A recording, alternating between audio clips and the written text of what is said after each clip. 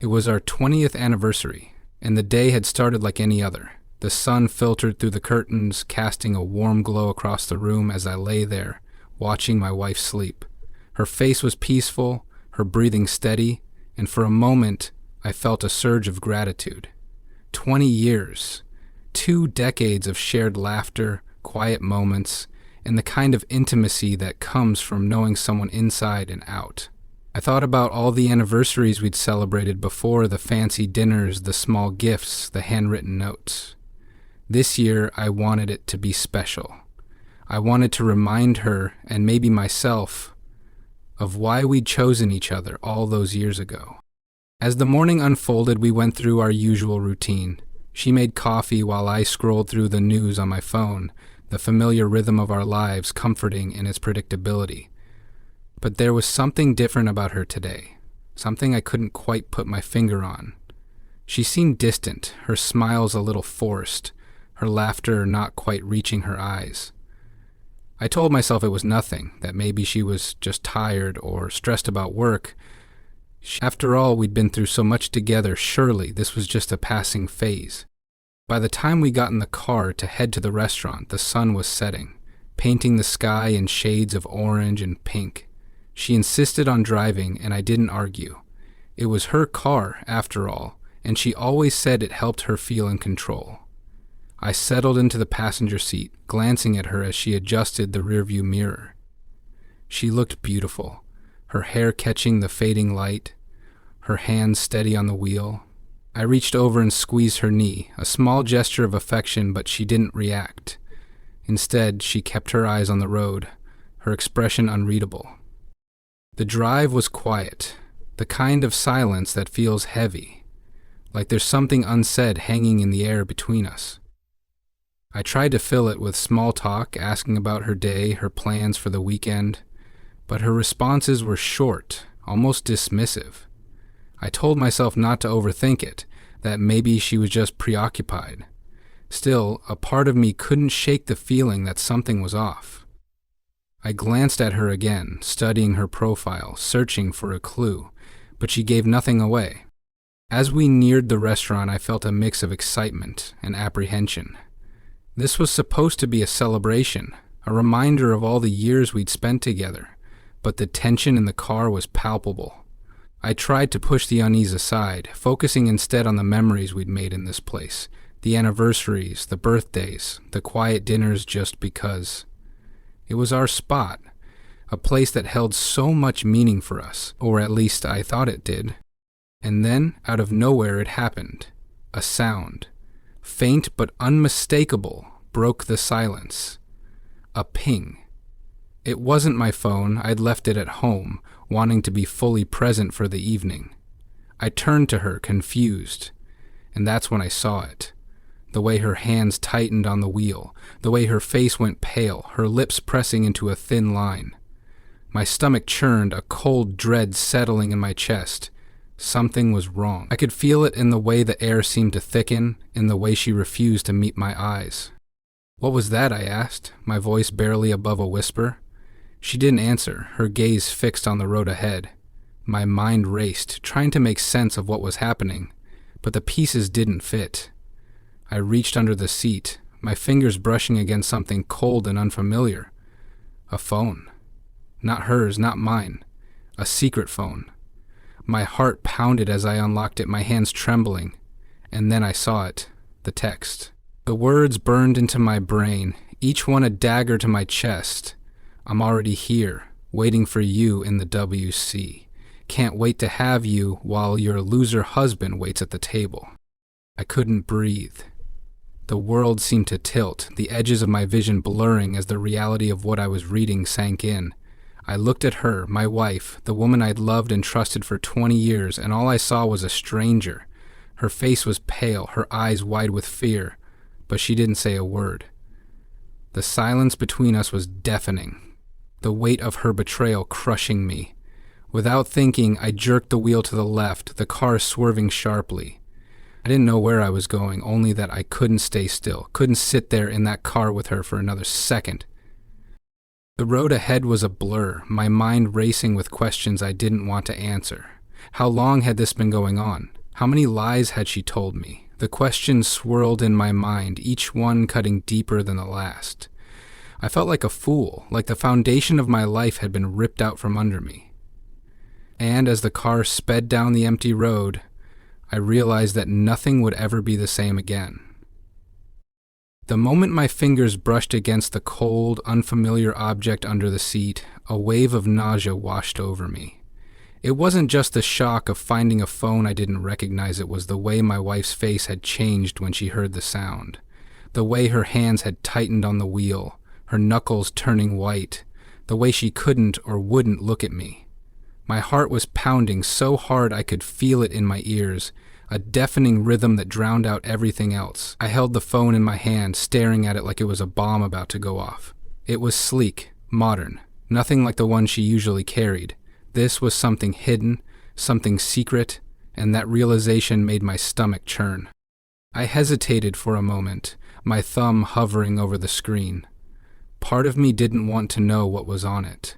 Part of me wanted to throw it out the window and pretend I'd never found it, but the other part, the part that needed answers, won out. I unlocked it, my hands trembling so badly I almost dropped it.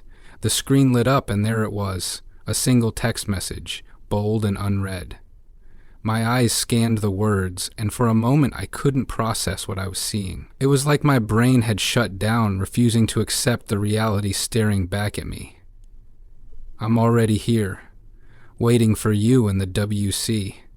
Can't wait to have you while your loser husband waits at the table. The words hit me like a punch to the gut, knocking the air out of my lungs. I read them again and then again, as if hoping they would somehow change, but they didn't.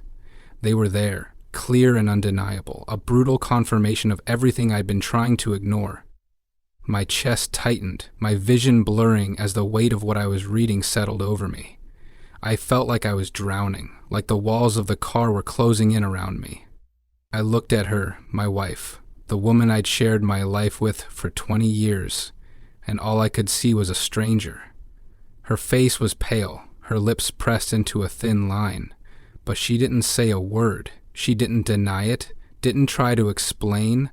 She just sat there, staring straight ahead, her hands gripping the wheel like it was the only thing keeping her grounded. The silence between us was suffocating, heavy with everything that was left unsaid. My mind raced, trying to make sense of what I'd just read, but the pieces didn't fit. How long had this been going on?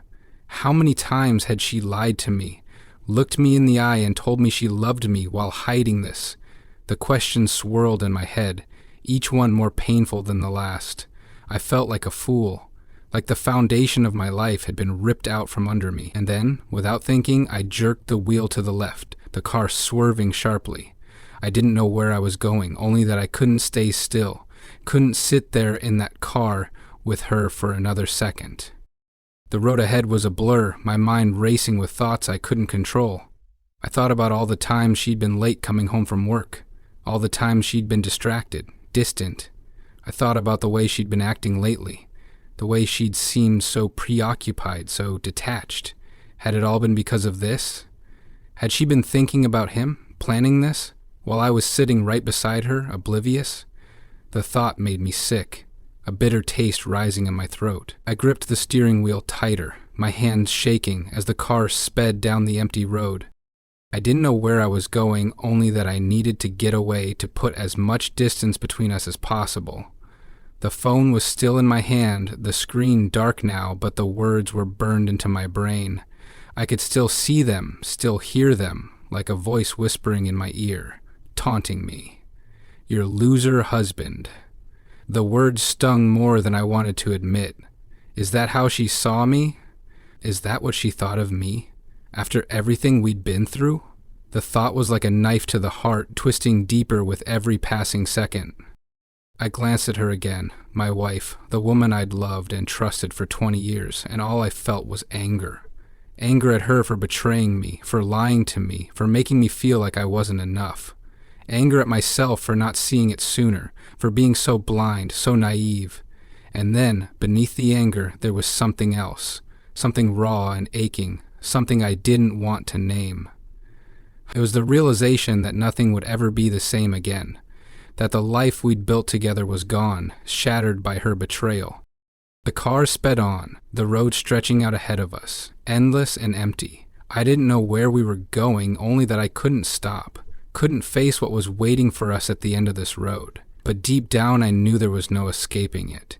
The truth was out now, and there was no going back.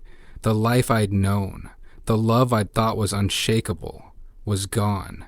And as the car raced into the night, I realized that nothing would ever be the same again. The car came to a stop in a deserted parking lot, the engine idling as the silence between us grew heavier. I turned off the ignition, the sudden quiet amplifying the tension in the air.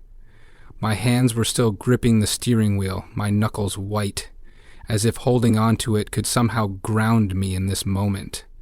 But there was no grounding, no anchor. Everything I thought I knew, everything I thought we were, had been ripped away in an instant. I sat there, staring straight ahead, unable to look at her, unable to speak. My mind was a whirlwind of emotions, anger, betrayal, confusion, and a deep, aching sadness that I couldn't shake. She didn't say anything at first. She just sat there, her hands folded in her lap, her face pale and expressionless. It was like she was waiting for me to make the first move, to break the silence, but I couldn't. The words wouldn't come. All I could think about was the text, those cruel, mocking words that had shattered my world. Your loser husband.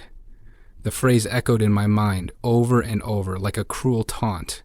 Is that how she saw me? Is that what she thought of me after 20 years of marriage? The thought was like a knife to the heart, twisting deeper with every passing second. Finally, she spoke, her voice cold and detached, as if she were talking about something trivial, something that didn't matter. It was just a one-night stand, she said, her words cutting through the silence like a blade. It's not like it meant anything. I turned to look at her then, my eyes searching hers for some sign of remorse, some hint of the woman I thought I knew, but there was nothing. No guilt, no regret, just a cold, empty stare that made my stomach churn. I wanted to scream, to demand answers, to make her understand the pain she'd caused me, but all I could do was sit there, numb as her words sank in. Just a one-night stand, as if that made it okay, as if it wasn't a betrayal, as if it didn't shatter everything we built together. I felt a surge of anger, hot and blinding, but it was quickly replaced by a deep, aching sadness. How could she do this? How could she throw away 20 years of marriage for something so meaningless? The questions swirled in my mind, each one more painful than the last. How long had this been going on? How many lies had she told me? How many times had she looked me in the eye and told me she loved me while hiding this? The thought made me sick, a bitter taste rising in my throat. I felt like a fool, like the foundation of my life had been ripped out from under me. And the worst part was, she didn't even seem to care. She just sat there, staring straight ahead, her face blank, as if this were just another day, just another conversation. I thought about all the times she'd been late coming home from work, all the times she'd been distracted, distant. I thought about the way she'd been acting lately, the way she'd seemed so preoccupied, so detached.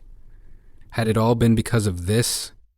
Had she been thinking about him, planning this while I was sitting right beside her, oblivious? The thought made my chest tighten, my breath coming in short, shallow gasps. I felt like I was drowning, like the walls of the car were closing in around me.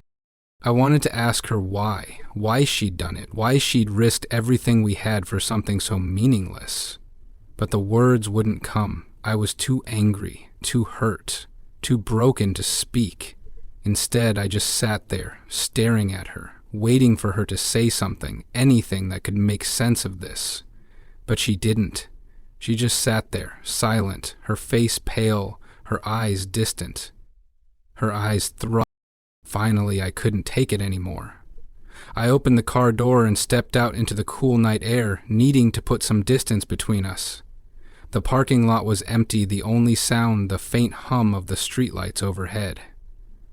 I walked a few steps away from the car, my hands shoved deep in my pockets, my mind racing. I didn't know what to do, where to go, how to process what had just happened. All I knew was that nothing would ever be the same again. I thought about our life together, all the memories we'd made, all the dreams we'd shared. I thought about the future we'd planned, the years we'd imagined spending together. And now it was all gone, shattered by her betrayal. I felt a surge of anger, hot and blinding, but it was quickly replaced by a deep, aching sadness. How could she do this? How could she throw away everything we had for something so meaningless? I stood there in the empty parking lot, the cool night air biting at my skin, and realized that I had a choice to make. I could stay, try to work through this, try to salvage what was left of our marriage, or I could walk away, start over, rebuild my life without her. But deep down, I knew there was no choice. The trust was gone, and without it, there was nothing to hold on to. As I stood there, staring up at the night sky, I realized that nothing would ever be the same again. And as much as it hurt, I knew what I had to do. That night, after we returned home, I didn't sleep. I sat in the dark, the silence of the house pressing down on me like a weight. The hours stretched on, each one longer than the last, as I replayed the events of the evening over and over in my mind. The sound of the phone, the look on her face, the words of that text, they were etched into my memory, impossible to escape. I felt like I was trapped in a nightmare, one I couldn't wake up from. My mind raced with questions, each one more painful than the last. How long had this been going on? How many lies had she told me? How could she do this to us, to me?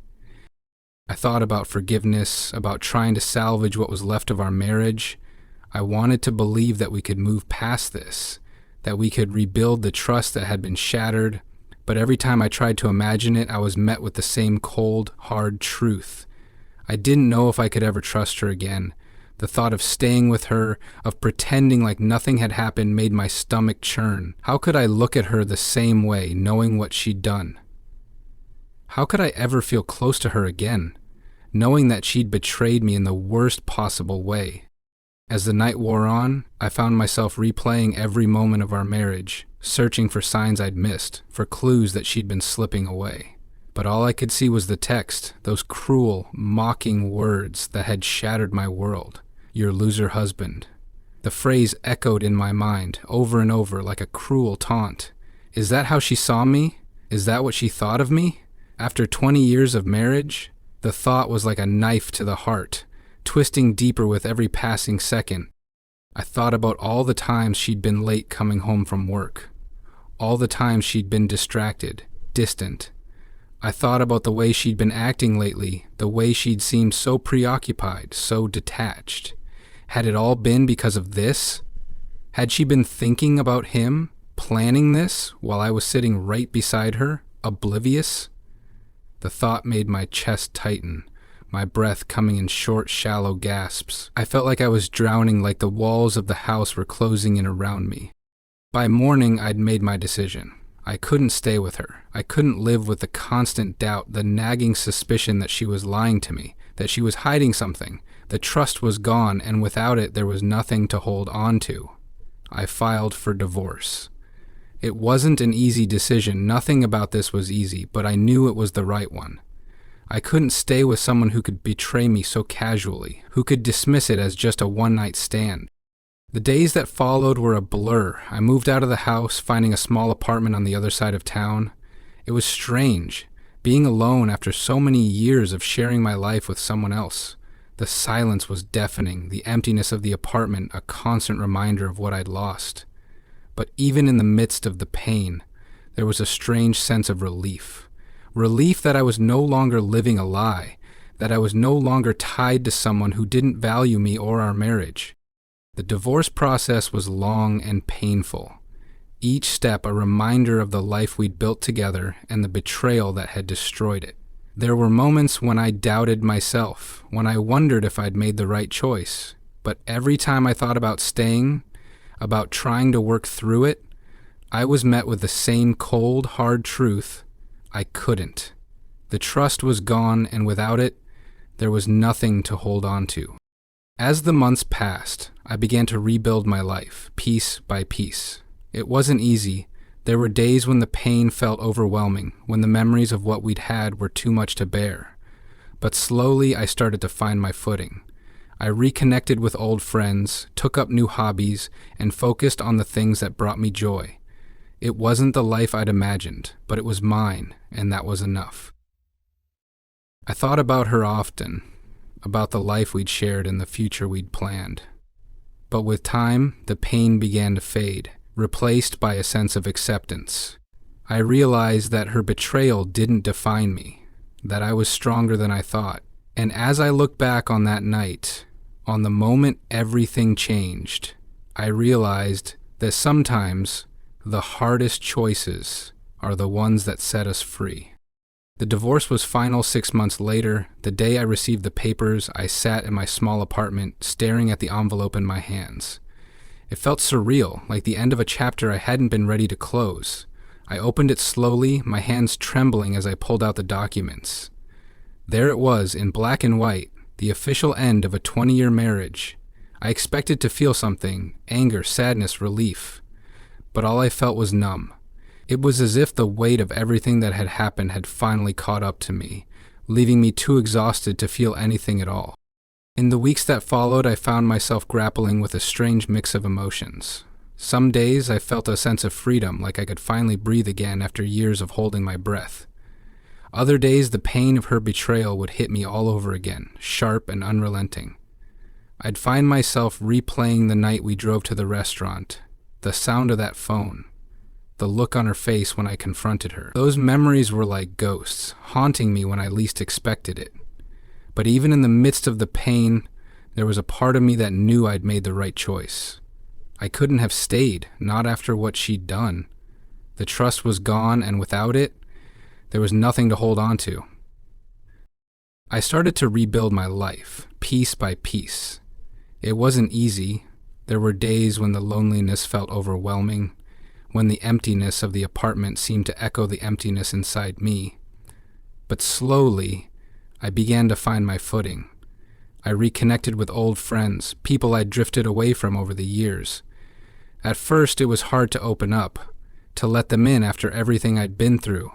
But their support, their kindness reminded me that I wasn't alone. They didn't judge me or pity me, they just listened, and that was enough. I also threw myself into new hobbies, things I'd always wanted to try but never had the time for.